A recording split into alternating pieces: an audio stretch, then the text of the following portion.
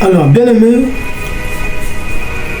nous allons faire une différence de manière synthétisée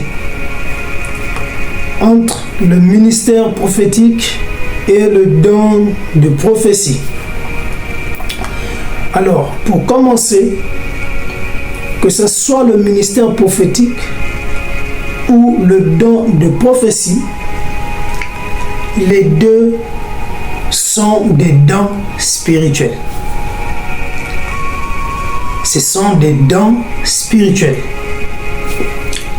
En outre, les dons spirituels sont catégorisés en trois grands groupes. Il y a ceux du premier groupe, deuxième groupe et troisième groupe. Cependant, le ministère prophétique fait partie des dons du premier groupe, c'est-à-dire ceux d'Éphésiens 4, 11.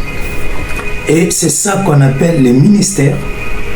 Et la prophétie fait partie du deuxième groupe des dons, c'est-à-dire ceux de 1 Corinthiens 12, versets 7 à 10.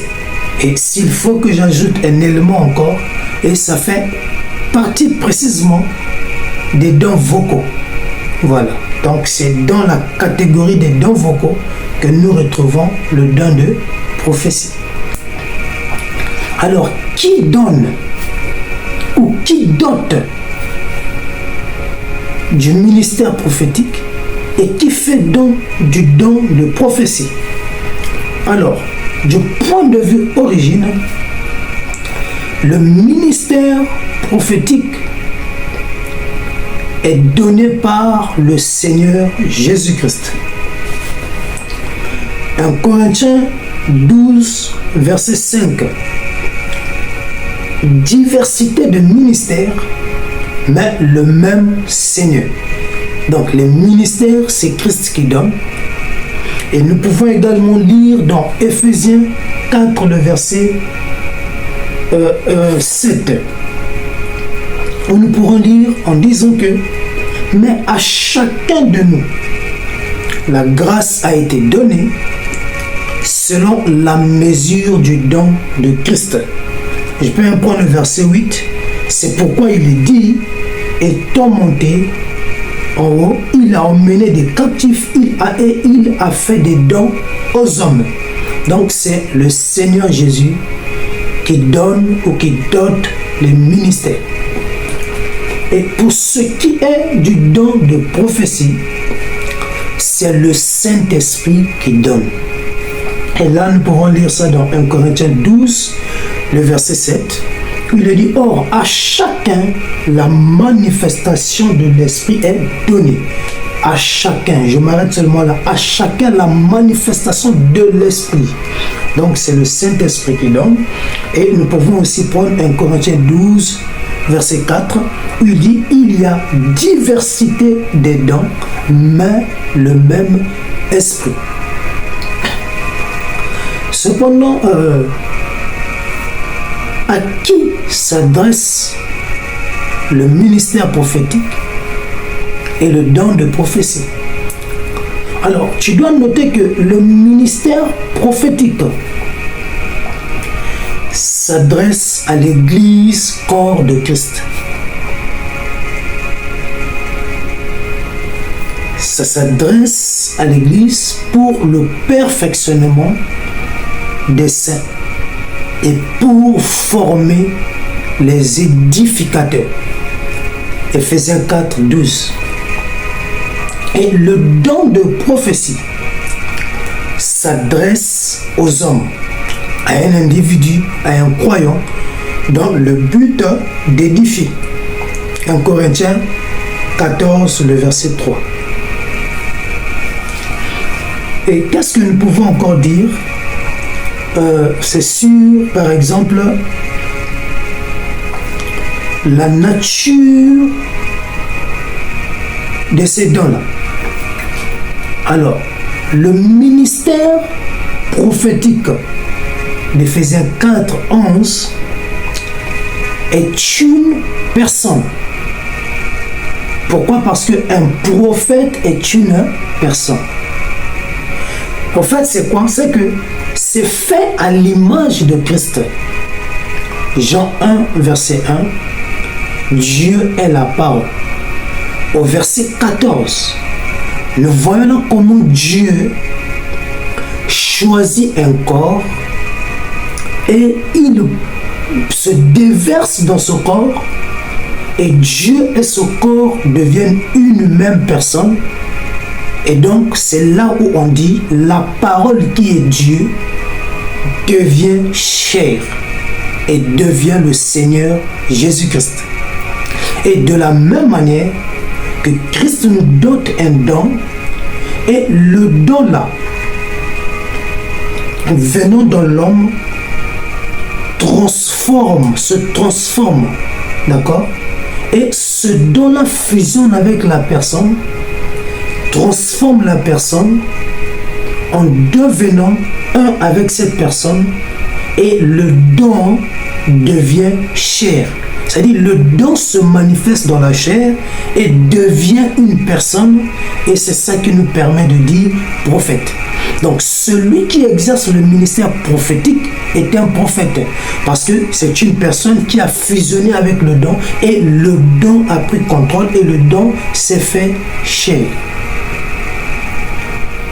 Et en outre, comme information, celui qui exerce dans le ministère prophétique, c'est pas quelqu'un qui a été juste consacré prophète comme ça ou au hasard. Non. C'est pas quelque chose où une personne s'est levée pour devenir prophète. C'est pas le résultat d'un jeûne ou de la prière. Non. Mais pour exercer dans le ministère prophétique, il faut que Dieu lui-même t'appelle.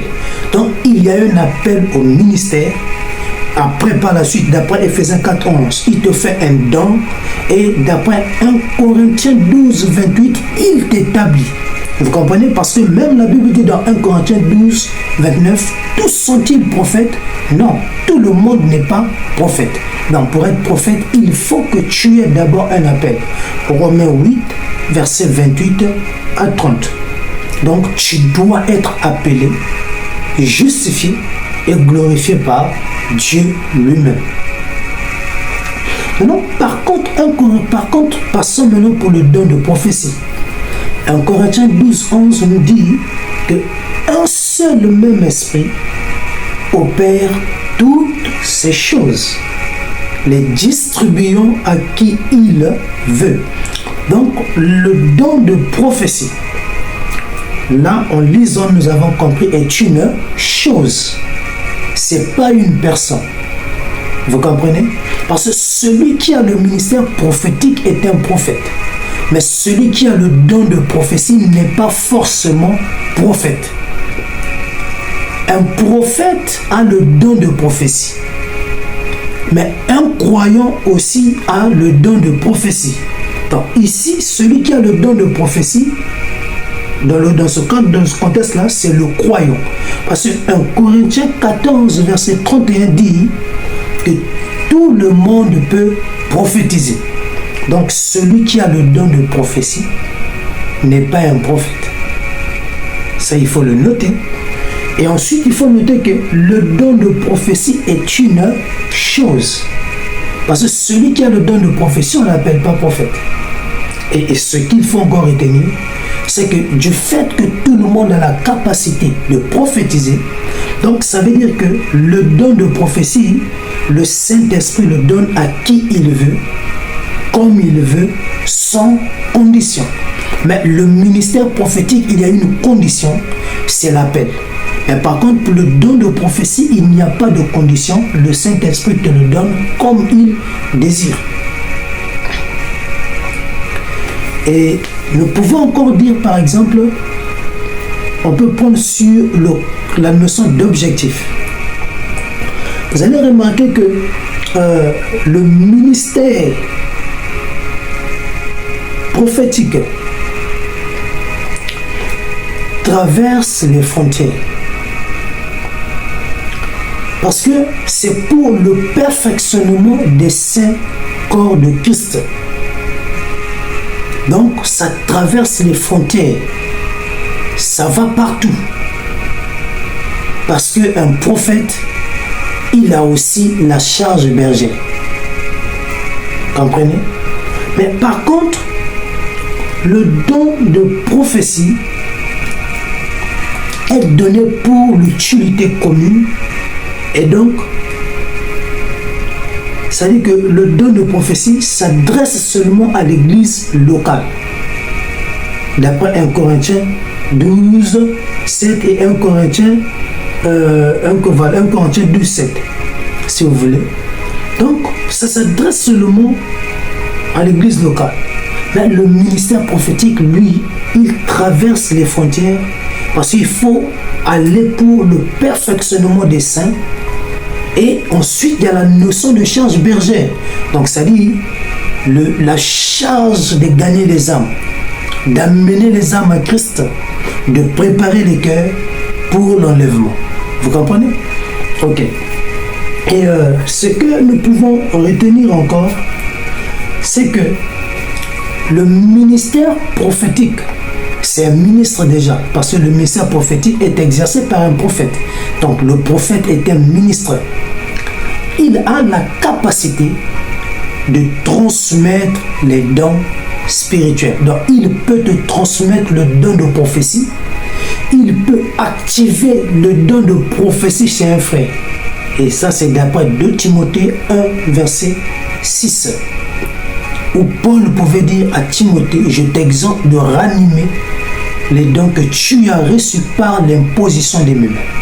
Et même dans Acte 19, si je ne me trompe pas, le verset 6, l'apôtre Paul pouvait imposer les mains sur quelques disciples et la Bible dit que le Saint-Esprit était descendu sur eux, alors ils pouvaient parler en langue et prophétiser. Vous comprenez? Maintenant, par contre, le ministère le don de prophétie, lui par contre, il transmet le message de Dieu. Donc le don de prophétie transmet le message de Dieu, mais le ministère prophétique transmet les dons. Voilà. Et ce qu'il faut aussi retenir, c'est que le ministère prophétique est exercé par le prophète, et le prophète là, il a le plus souvent le don de révélation, c'est-à-dire le discernement des esprits, la parole de sagesse, la parole de connaissance, et il a en plus le don de prophétie. Mais par contre, celui qui a le don de prophétie, deux fois il n'a que ce don-là. Donc voilà un peu la limite. Don de prophétie n'est pas permanent, mais il se manifeste quand il y a lieu de se manifester, quand le besoin se présente.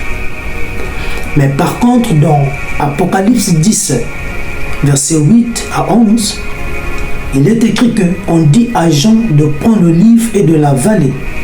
Et on pouvait dire à Jean par la suite de prophétiser pour les nations. Donc là, on nous montre exactement que le ministère prophétique est comme une prophétie permanente et active.